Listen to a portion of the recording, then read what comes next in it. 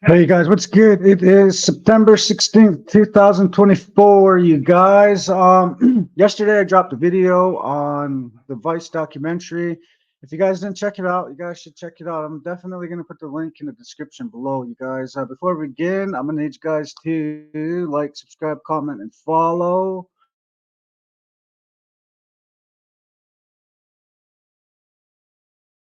That was the plan, you guys, and appreciate it. So you guys, I got a video today, a special video, you guys, on my homeboy. You guys read the title right there. It says, Kenny Heavy Shields sells me a 22 GAT.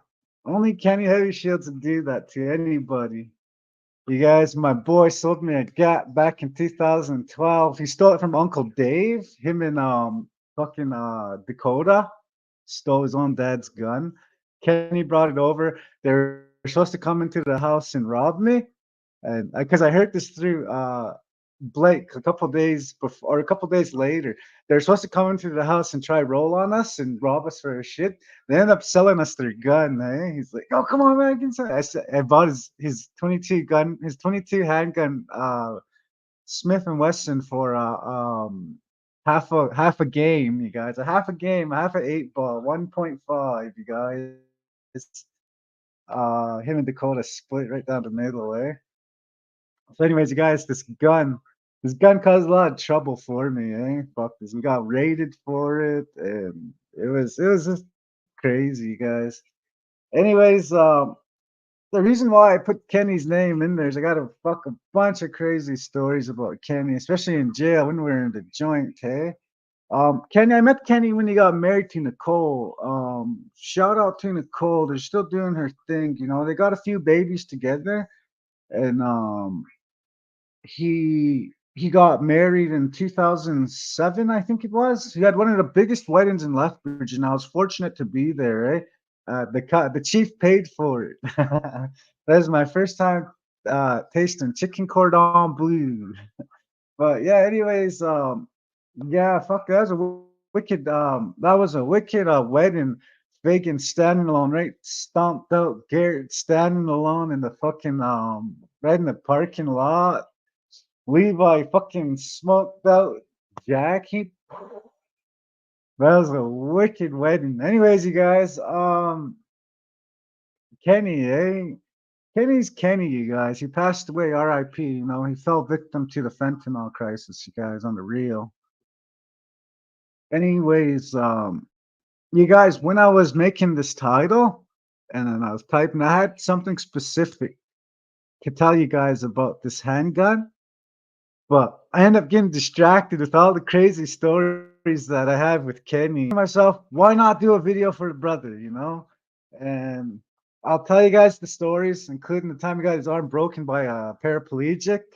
Um, the time that him and Dustin went up to sell Dustin's Beamer and the clutch broke because he didn't know how to fucking row a stick. Yeah, I got like crazy stories about the guy. You know, he was hooking me up to speak with her before. I remember seeing her at the gas station before they left. She ended up fucking crashing out in front of the cemetery, in front of the cemetery in Standoff, you guys. And Kenny came to tell me what you know when the interaction I had with her. So that's how I met Kenny, you guys. Anyways, Kenny is a MMA fighter, you guys. He's one of the first actual successful MMA fighters from the reserve, you know. He was actually the fucking he's the throwdown guy, you know. Um he he accomplished a lot in his life, you guys. He was a real popular guy. He could have put the world on his shoulder and ran with it. My brother fell victim to fentanyl, and we all started doing fentanyl when it came out, the Oxy 80 pills. And then some of us, like myself, that got clean off of it. Others fell deep, like Kenny, into the other stuff when they brought the main ingredient of the pills. And then people weren't doing the pills anymore. They were smoking the main ingredient, you know, which carfentanil at the time, which still is carfentanil. My brother fell victim to it. Oh yeah, that one time he OD'd. He OD'd at Mr. Man's house, and Tim Brave Rock saved him. And the first thing Kenny said when he woke up, we thought he was gonna say thank you to Tim. He's like, Tim, take my wallet. And Tim was like, what the fuck, man? I could have just fucking left you here. The paraplegic was a Russian that was a part of the 1988 collapse of the USSR. He was a part of the Red Army. The Red Army let him fight, being that he was an amputee. So you know how they handicap us in the States and in Canada here? If you got an amputated leg, you can't join the war. Well, in Russia, they're not like that. As long as you can fucking throw down and you can prove you're gonna throw down, they'll put you on the list. Anyways, this guy was they gave him uh the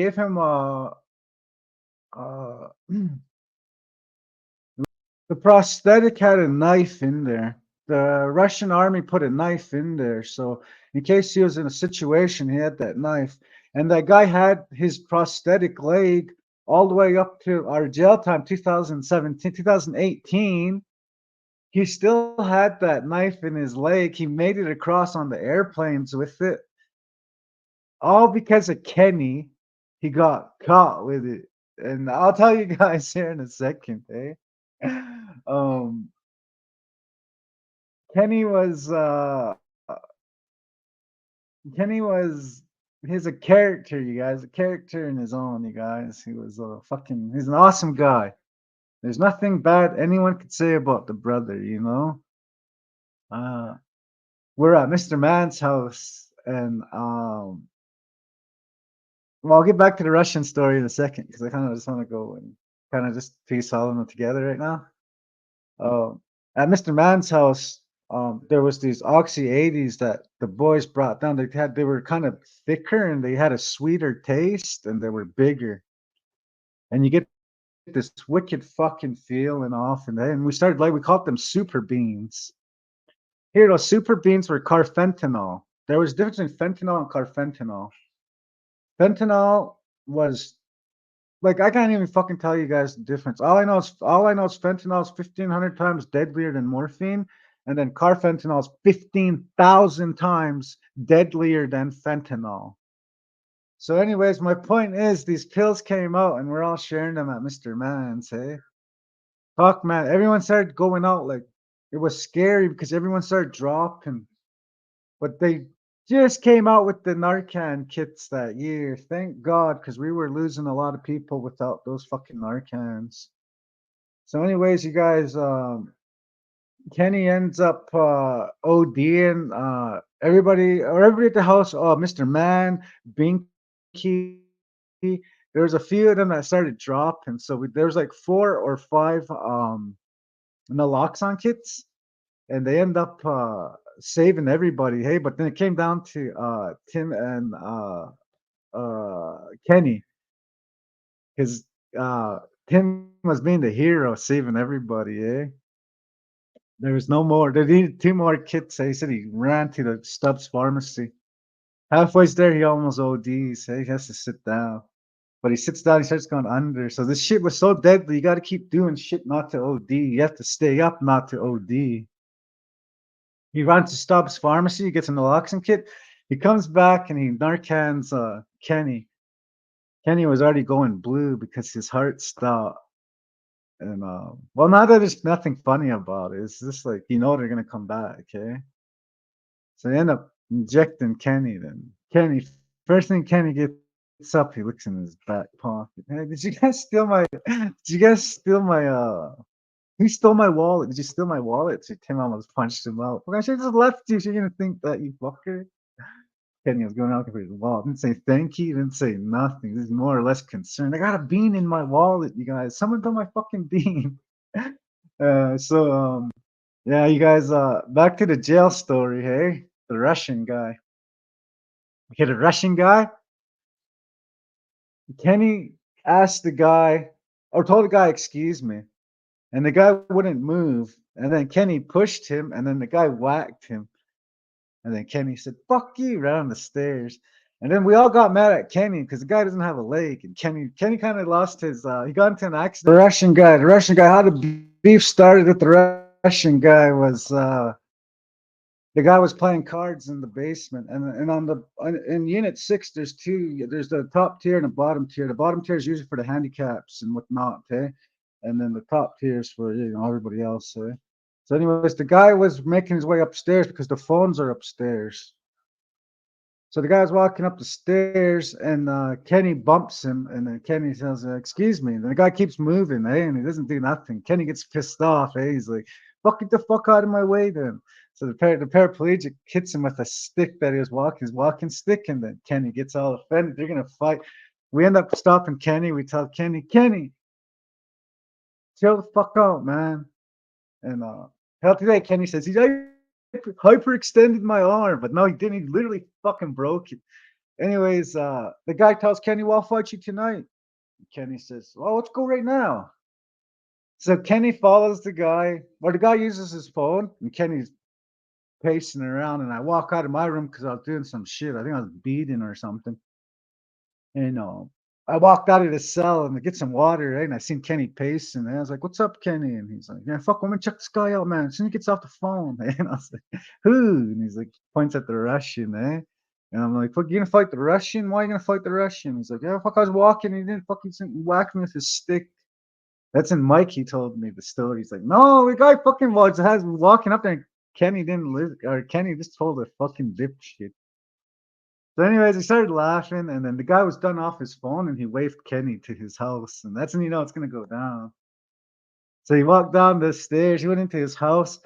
Kenny already had his heat bagged himself out. He already had his white shirt on, and he had his yellow, his blues tied to his fucking waist. And we all wear grays in there. And if you put on your blues, the cops are the security or the cop guys, they're gonna look at you because they think you're gonna fight. Anyways, Kenny ends up going downstairs. He right away the guards were already on to Kenny because he was already pacing. Hey, so they're already looking at it. So they got that's why the fight only got as far as I'm gonna tell you guys. Anyways, Kenny walked in there and told the Russian guy, "All right, let's go right now."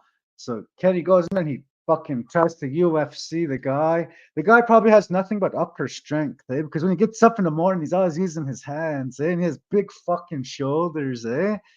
And Kenny ends up spearing him, gonna pull some MMA type shit, and then he ends up the guy ends up grabbing Kenny, throws him down, and Kenny's arms come flying up like this, and the guy's over him on the back, grabs his fucking arm, because I was checking it out, hey, grabs his fucking arm right here and busted his fucking arm right out of his fucking arm, and I was like, out of the socket, I meant busted his arm right out of the fucking socket. It was one of those fights where we all started laughing because Kenny just screamed. By then the guards came out, "Code 66, Unit 6, Code 66, Unit 6. Kenny ends up fucking laying on the ground. My arm, fucking. And the Russian guy was trying to put his leg because he was fixing his when he got into a tussle, his leg, the prosthetic came out, and that's where they seen that knife. And the guy, that's where that story came in because they got brought to the hole. They end up coming back up because they agreed that it was just a mutual disagreement. The guy told us how long he had the knife in his leg. Okay, he's like he wanted to have it for his whole life, and the guards said that they'll give it back to him, which is kind of solid of them because they don't give shit like that back to inmates. So he ended up getting it back though when he got out. Okay, but he said that his leg, that the Russian army actually put that in the USSR, the Red Army actually put that in his leg. Okay, so Kenny ends up fucking getting his arm busted. That's crazy, you guys.